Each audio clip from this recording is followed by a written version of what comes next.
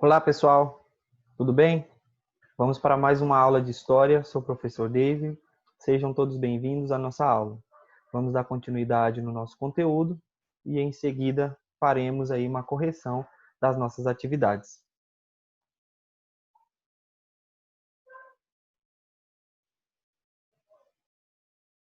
Bem, pessoal, como nós estávamos estudando as transformações que ocorreram na Europa a partir da ideia de modernidade e com ela o Renascimento, que foi uma transformação, um conjunto de transformações que a Europa passou, não é? Na esfera religiosa, na esfera política, na esfera cultural, né?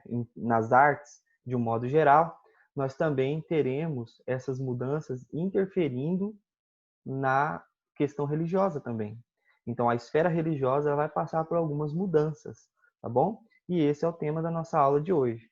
Hoje nós vamos discutir a reforma protestante na Europa e como é que se criou um ambiente, que se criou as condições para contestar ou discordar de alguns ensinamentos da igreja.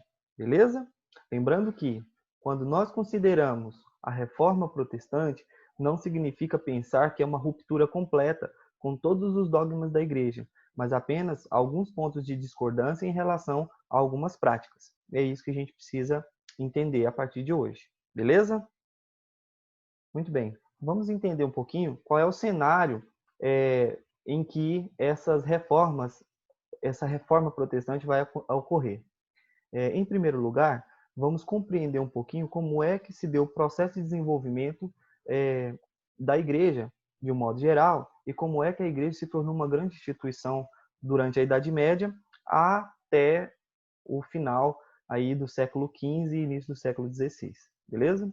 Então, para iniciar, vejam bem, a igreja na Idade Média se tornou uma grande instituição, não apenas religiosa, ela passou a participar de tanto da esfera política quanto da esfera econômica também. É isso que a gente vai ver agora. Olha só, então a igreja se torna uma forte instituição, o Papa se torna uma grande autoridade, em algumas situações superior a nobres e reis. Então, o Papa ele vai participar não apenas da escolha do imperador do Sacro Império Romano Germânico, mas também a coroação tem um significado, tem uma representação muito importante, porque é o Papa que participa da sagração do rei, ou seja, é o Papa que coloca a coroa na cabeça dos reis. Não é? Isso significa que o poder que é dado ao rei vem de Deus, vem do céu. Daí a importância que a religião, que o cristianismo tem na esfera política, beleza? Então, olha só, além disso, a igreja também possuía grandes terras. Ao final da Idade Média, a igreja vai ser uma grande senhora feudal, pela quantidade de terras que ela vai adquirir.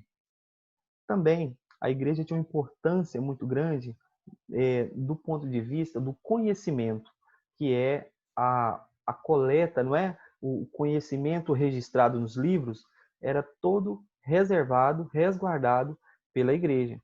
Então, a igreja tinha uma grande importância nesse aspecto de arquivar, né, de guardar, de proteger o conhecimento, tanto filosófico, teológico, principalmente, não é? E nesse ponto de vista, nós entendemos por que a igreja faz parte da cultura letrada da época, beleza? Temos também o fortalecimento econômico que a igreja vai passar em função da arrecadação de bens materiais, tá? Então, as contribuições monetárias, de várias formas, vão fazer com que a igreja se torne uma instituição muito rica, tá bom? Olha só, então, nesse sentido, o que é importante a gente entender? Que a igreja, na Idade Média, ela foi se tornando uma instituição muito poderosa e que nós temos também a igreja atuando em diversas áreas da sociedade. Por exemplo, a igreja é que cuidava dos doentes, dos mendigos, prestava um serviço de assistência para essas pessoas. Nós temos também a igreja atuando no equilíbrio das disputas entre os nobres, entre os senhores feudais. Então, a igreja ela se tornou uma instituição responsável pela manutenção da paz e também passou a interferir na política e na economia. Beleza? Então, daí vem algumas críticas a algumas práticas relacionadas à, à esfera econômica. Então, nós temos algumas críticas dirigidas à igreja em função da troca de favores espirituais por bens materiais. Então, a igreja passou, alguns membros da igreja, mais especificamente, começaram a negociar aí favores, perdão, por exemplo, pelos pecados de algumas pessoas, em troca de alguns benefícios materiais, tá bom? Então nós temos aí uma prática que ficou conhecida como sinomia. A sinomia é a venda de relíquias, de objetos sagrados e também de cargos eclesiásticos. Então, na escolha para que uma pessoa pudesse participar de, ou possuir algum cargo eclesiástico, estava acontecendo aí um processo de negociação. Então, a sinomia é a venda de relíquias e a venda de cargos eclesiásticos em troca aí de favores divinos. Beleza? Tem outra prática também muito importante, que foi ponto de discordância na época, que é a venda das indulgências. Então, nós temos algumas pessoas sendo perdoadas por alguns pecados, pagando por isso. Então, aqui nós temos uma imagem, olha só. Nós temos aqui um membro, né, representação de um membro da igreja, e aqui uma pessoa pagando, né, por algum favor divino, ou pelo perdão de algum pecado cometido. Beleza? Então, olha só. Foi o Papa Leão X, né, que viveu entre o final do século XV e início do século XVI, que tornou essa prática, a venda de indulgências, uma, uma, uma espécie de regra, não é? E que passou a conceder o perdão através de doações em dinheiro. E essa prática, cometida aí por alguns membros da igreja, é que acabou levando às críticas a alguns ensinamentos que a gente chama de reforma protestante. Então, o que é a reforma protestante? Ela é um conjunto de reações, né, de alguns membros de dentro e de fora da igreja em relação a algumas práticas. Tranquilo? Olha só, do ponto de vista do conhecimento, nós temos alguns humanistas discordando de alguns ensinamentos da igreja, tá? Nós temos, por exemplo, o teocentrismo, que nós vimos na aula passada, lembra? Teocentrismo seria a ideia de que Deus é o centro do universo e o princípio e fundamento do conhecimento. Então, para os humanistas, eles discordavam dessa ideia de que Deus seria o centro do conhecimento, tá bom? O conhecimento até poderia emanar de Deus, mas ele não seria o centro, tá bom? A centralidade do conhecimento não reside em Deus, mas o sujeito do conhecimento seria o homem, ou seja, aquele que conhece, não é? Nós temos também o geocentrismo, né? A ideia de que a Terra estaria no centro do universo e aí uma série de justificativas teológicas, né, para isso. Uma delas seria que é na Terra que reside a obra-prima de Deus, que é o homem, não é? Que a criação, tudo que é vivo, os animais, enfim, tudo que foi criado por Deus, né, os seres vivos, enfim, estariam aqui na Terra. E daí a justificativa, algumas justificativas, né, para o geocentrismo, não é? E também a experiência, a observação, permite perceber que o movimento dos astros, né, como o Sol, a Lua, não é, dá a impressão de que o que está se movendo mesmo são o Sol e a Lua, não a Terra que está em movimento, né? Mas vamos lá. Então, a ideia, o geocentrismo também foi uma ideia muito combatida pelos humanistas. O que o humanismo pregava, então?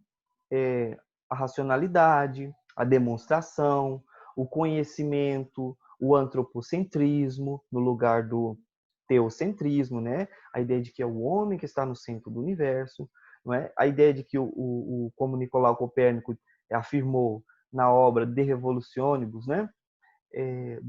de que o Sol é que está no centro e que a Terra gira em torno do Sol. Então, algumas críticas dirigidas à igreja em função desses dois pilares aí do conhecimento teológico que se tinha na época, tá bom? Então, vamos comparar aqui alguns valores medievais com valores renascentistas, beleza? Nós fizemos isso na aula passada, mas vamos retomar, porque é muito importante. Olha só, na Idade Média, é muito comum a ideia de que o tempo pertence a Deus. Deus é o dono do tempo, não é? E que o emprestar dinheiro a juros, não é? Ou seja, vender o tempo, não é permitido ao homem. Ou seja, cobrar juros pelo tempo que um devedor leva para pagar a dívida é pecado. E eles chamavam isso de usura, tá bom? Então, na Idade Média, nós temos aí a ideia de que o tempo pertence a Deus. Mas já no Renascimento, não. O tempo pertence ao homem e o homem tem que fazer bom uso do tempo, tem que administrá-lo bem. Beleza? Então, vamos lá. O item 2 diz assim, a fé é mais importante que a razão. Então, nós temos, nesse período, na Idade Média, a fé acima da razão. Né? Temos uma hierarquia aí. A fé precede, vem primeiro que o conhecimento racional.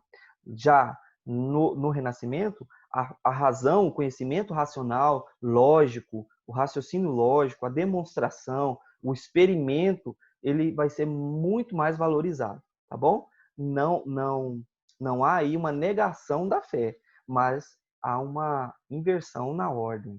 A razão vem primeiro e a fé vem depois, no Renascimento. Beleza?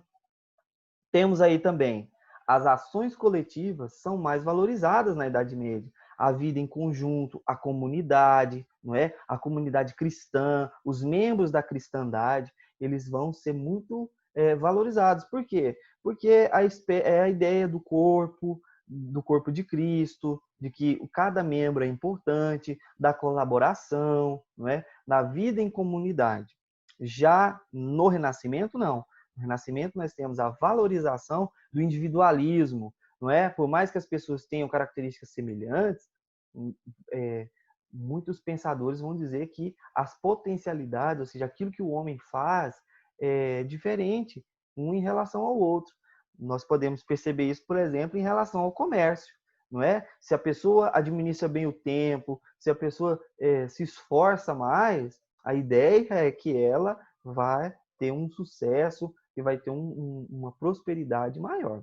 Então, nesse período, no Renascimento, né, por volta do século XV, século XVI, vai surgindo de diversas áreas, não apenas do conhecimento científico, mas também da dimensão econômica, a ideia do individualismo. Beleza? O item 4, nós temos aí a ideia de que Deus está no centro, né? Que é a ideia do teocentrismo, nós acabamos de falar.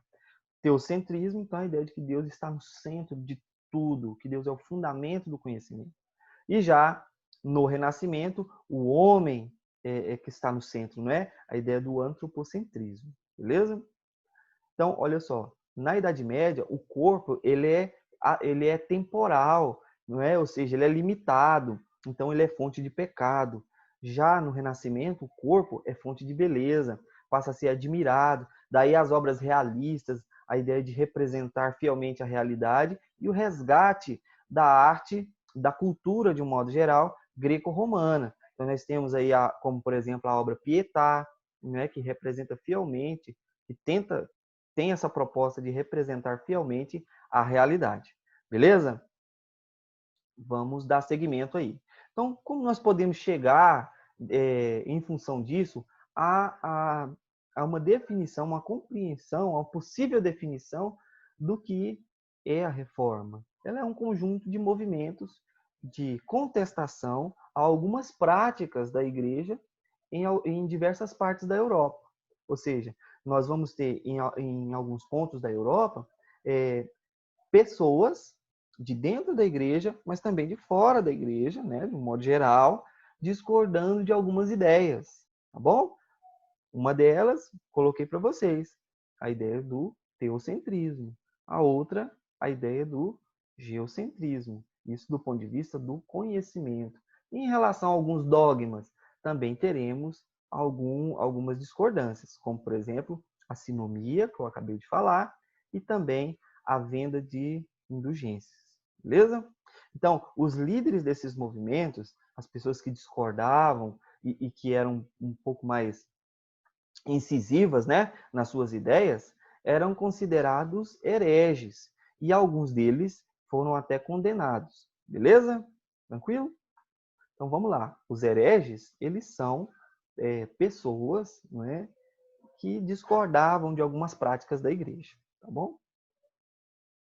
Trouxe para vocês um exemplo aqui de um sacerdote inglês e também professor de teologia, o John Wycliffe, não é? Que viveu entre 1328 e 1384, e ele discordava de algumas ideias. Vamos ver quais são essas ideias? Então, olha só. Em primeiro lugar, ele vai discordar da acumulação de riquezas que a igreja conseguiu ao longo do tempo, não é? E também a interferência da igreja em assuntos não religiosos. Lembra que eu falei no início da aula que a igreja ela passou a interferir na esfera econômica, como, por exemplo, a ideia de que o tempo é um dado de Deus e que, portanto, não é permitido ao homem emprestar dinheiro e cobrar juro por isso, não é? Ou fabricar, comprar um produto por um determinado valor e vender ele mais caro, não é? Então, por quê? Porque o tempo que a pessoa utilizou para produzir aquele determinado objeto não pertence a ela, portanto, ela não pode ganhar dinheiro, ganhar vantagens sobre o tempo. Se o tempo pertence a Deus, o homem não pode roubar o tempo, porque isso seria pecado, a usura, né? Então, olha só, o John Wycliffe ele está criticando a ideia de que a igreja está interferindo em alguns setores que não é competência dela. A igreja, segundo John Wycliffe, deveria atuar na esfera religiosa, que é a sua competência, não é? E questionou a autoridade do Papa em algumas áreas, beleza? Também foi o primeiro a tomar a iniciativa de traduzir a Bíblia para o inglês. Tranquilo? Então, olha só. Por quê? Porque a Bíblia, na Idade Média, durante boa parte da Idade Média, e as outras obras também, era produzida, era copiada, transcrita, registrada em latim. Não apenas a Bíblia, mas outras obras, como, por exemplo, a obra do Nicolau Copérnico, a obra de Revolutionibus, que inclusive discordava da ideia do geocentrismo, né, que propunha uma nova teoria, a teoria heliocêntrica, ela foi escrita em latim, tá bom? Então, a linguagem científica da época era o latim. Até hoje, alguns termos que a gente usa, por exemplo, na biologia, na filosofia, na história, também tem origem no latim. Tranquilo? Então, olha só. O John Wycliffe ele tomou a iniciativa de traduzir a Bíblia para um outro idioma, que é o inglês. Por quê? Porque sabia da necessidade de divulgar para que as pessoas tivessem mais acesso à língua falada, não é? Então, as missas, por exemplo, as cerimônias, elas eram rezadas em latim. E poucas pessoas, as pessoas comuns da época, não tinham acesso a esse idioma, ou seja, elas não compreendiam boa parte das cerimônias. Tranquilo? Ele foi considerado herege por essas ideias, mas ele faleceu antes da sua condenação. Ou seja, ser considerado herege significa que a pessoa foi condenada, né, a partir de algumas reuniões que eram feitas pela cúpula da igreja, e aí tomava-se a decisão de que a pessoa estava tomando uma conduta desviante dos dogmas ensinados pela igreja. Temos também o Jean Hus. O Jean Hus, que viveu entre meados de 1369 e 1415. Ele também era um sacerdote, não é? E professor tcheco. Ele afirmava que não havia necessidade de intermediários entre Deus e os homens. Ele defendia a ideia de que os homens, os seres humanos, de um modo geral, eles teriam condições de ter acesso direto a Deus, não é? E também defendia a ideia de que os cultos deveriam ser as cerimônias deveriam ser realizadas, né, nas línguas nacionais, ou seja, nas línguas que as pessoas conseguissem compreender aquilo que estava sendo dito. Também criticou a ideia das indulgências, não é? Que a venda do perdão, não é? De um modo geral, venda de um perdão a troco de um valor material ou de um objeto material. E condenava essas práticas principalmente em relação ao clero secular. O clero secular são os padres e bispos, aqueles que têm mais contato com o mundo externo. O clero regular são aqueles que têm um costume mais de reclusão, vivem afastados, como os monges, beleza? Então, esses fazem parte do clero regular. O clero secular são os padres que têm mais contato com as pessoas. Também criticou o envolvimento dos papas com questões políticas. Então, olha só, tanto Jean Hus como John Wycliffe, eles tinham algumas ideias semelhantes. Detalhe, percebam que esses dois sacerdotes, eles são membros da igreja, ou seja, eles são professores, teólogos, que estão discordando de alguns pontos, beleza? Então, nós temos críticas partindo de dentro da igreja e que vão discordar de alguns ensinamentos, de alguns dogmas. Tranquilo? Olha só. Então, como a gente pode chegar a articular, a amarrar essas informações que nós tivemos até agora? Esses fatos, essas críticas internas e externas, não é? A alguns conceitos, a alguns dogmas, davam à ambiência, começaram a criar um ambiente de cobrança, de críticas à igreja, né? Algumas práticas, e que era necessário algumas mudanças. A defesa dessas mudanças é conhecida como reforma protestante. Beleza? Vou convidar vocês agora a abrir a apostila na página 308.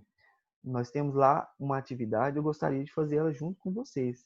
Então, eu vou abrir aqui o nosso PowerPoint. E nós vamos aqui fazer a correção juntos da atividade da página 308, questão 1, letra A. Na questão 1, letra A, vocês têm uma imagem aí, que é a imagem do homem vitruviano de Leonardo da Vinci, e que foi produzido por volta de 1490, beleza? Então, nessa obra, nós vamos identificar alguns elementos aí do Renascimento, que caracterizam essa obra como, esse trabalho, né, esse registro, esse documento histórico, como um documento que se refere ao Renascimento. Beleza? Então vamos lá. A atividade pede para a gente fazer uma descrição. Então tá assim. Faça uma descrição da imagem e mencione o período histórico em que ela foi produzida. Então, como a gente poderia... qual a possível resposta para essa questão? Bem, nós temos aí um homem, a imagem de um homem, né? Então, a imagem de um homem. Em qual posição ele está? Não é? Ele ocupa a posição central, que ocupa a posição central, não é? Com braços e pernas em equilíbrio. Em equilíbrio. Então, braços e pernas em equilíbrio.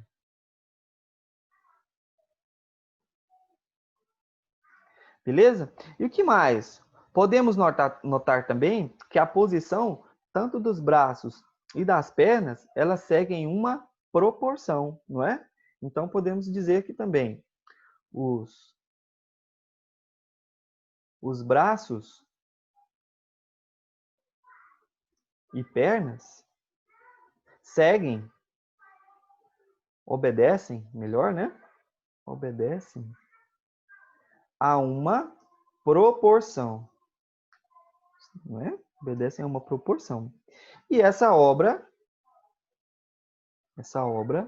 foi produzida no Renascimento, século XV, beleza? Então, essa é uma possível resposta, não é? A ideia de que essa obra ela tem uma imagem, as duas a posição em que esse homem ocupa, não é, uma posição de centralidade no desenho, e o desenho segue uma proporção, beleza? A imagem obedece a uma proporção, a uma simetria de um lado e do outro. Tranquilo? Então vamos lá. A letra B diz assim. Letra B diz assim: qual é a relação entre a representação da imagem e o chamado antropocentrismo? Bem, se a imagem se o homem está ocupando a posição de centralidade, isso significa que ela traz a ideia do antropocentrismo, não é? Já por aí. Então, a ideia de racionalidade, não é? Então, a imagem, essa imagem, né, o homem vitruviano, vamos colocar assim, o homem vitruviano, observem aí a imagem, não é?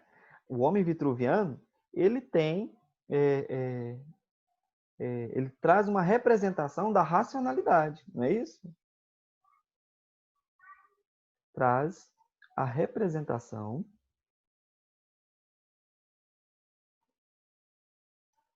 da racionalidade, não é? E o que mais nós poderíamos destacar nessa imagem? A ideia do equilíbrio e da harmonia, né? Então, a imagem aí do homem vitruviano, né? Ela traz uma imagem também, ela representa, vamos colocar aqui, a imagem representa também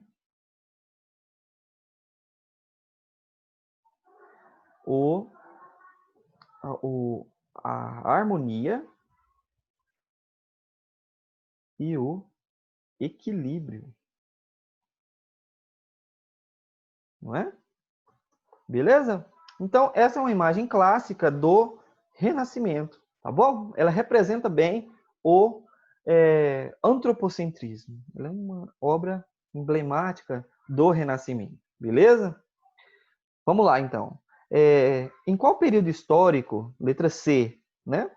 Em qual período histórico Leonardo da Vinci e outros artistas e pensadores do Renascimento se inspiraram para compor as suas obras? Explique. Então, como a gente já discutiu em várias oportunidades, né? O Leonardo da Vinci, deixa só eu dar um espaço aqui. Então, Leonardo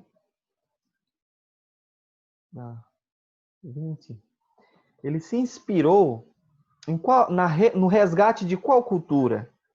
Na cultura greco-romana, não é? E outros artistas se inspirou no resgate da cultura greco-romana, não é? Através do quê? Na arte, na filosofia, não é? No conjunto de escritos e do conhecimento que se tinha em relação a várias áreas do conhecimento. Então, na literatura, na arquitetura, na pintura. Então, vão retomar alguns valores, algumas ideias da cultura greco-romana. Beleza? Lá no item 2, na questão número 2, nós temos assim, ó, complete as frases com as palavras do quadro abaixo, não é? Então lá, a letra A diz assim: durante o período renascentista, as principais cidades italianas que detinham a centralização do comércio eram, então, uma grande cidade comercial com, com, com um centro fluvial e em que nós tínhamos o contato com diferentes culturas, é a cidade de Veneza. Então, vocês vão colocar lá para completar Veneza. Tá bom? Letra B. Letra B, nós temos, retomando lá, além dessas cidades, né, porque o Renascimento ele tem início na Itália, nas cidades italianas, e ele vai se espalhar por várias regiões da Europa, beleza? Então, item B. Muitas obras de arte renascentistas tiveram contribuição dos estudos de anatomia, não é? Então, vamos colocar lá anatomia. Então, os experimentos, os estudos anatômicos, não é? Em relação à funcionalidade dos órgãos, não é? A mobilidade. Então, tudo isso passou a ser objeto de investigação, tá? Até então,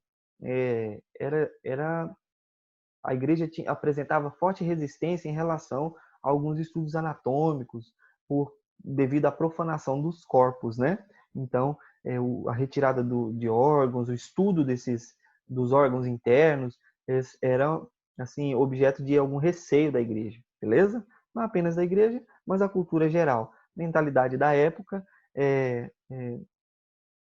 trazia, né, alguns impedimentos em relação ao estudo dos corpos, dos estudos anatômicos, beleza? O Leonardo da Vinci, lá, da questão anterior, ele foi um grande incentivador dos estudos anatômicos, beleza?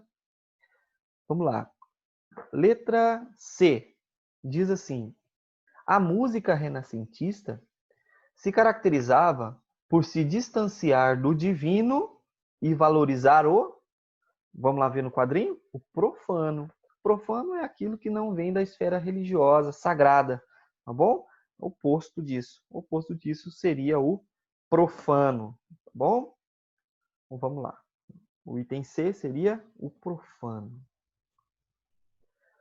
E temos aí a letra D. Na letra D, os artistas renascentistas tiveram de se preocupar em estudar algumas áreas do conhecimento, como a geometria, não é? E a matemática. Para dominar a técnica Qual é a técnica que era usada nas obras de arte? Que foi uma inovação. A ideia da perspectiva, não é?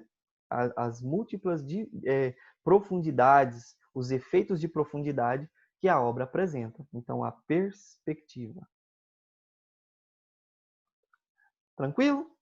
Bem, eu vou me deter apenas nessas duas questões. Elas trazem uma dimensão do Renascimento, que foi o tema da nossa aula anterior. Mas é importante que vocês percebam, meninos, o quanto é necessário, o quanto é importante, né, interligar esses temas. Então, nós temos, entre os séculos 14 e 16, muitas transformações na Europa. Olha só, a chegada dos europeus na América, a reforma protestante, a contra-reforma, que nós iremos estudar posteriormente. Além disso, nós temos a expansão marítima, nós temos o renascimento, não é? Então, todas essas transformações, elas estão interligadas e elas vão trazer a ideia de modernidade, ou seja, uma ruptura muito importante em relação a algumas práticas, algumas ideias que foram muito vigorosas na Idade Média, beleza? Então, a ideia de modernidade ela vai se construindo a partir dessas transformações que nós estamos estudando.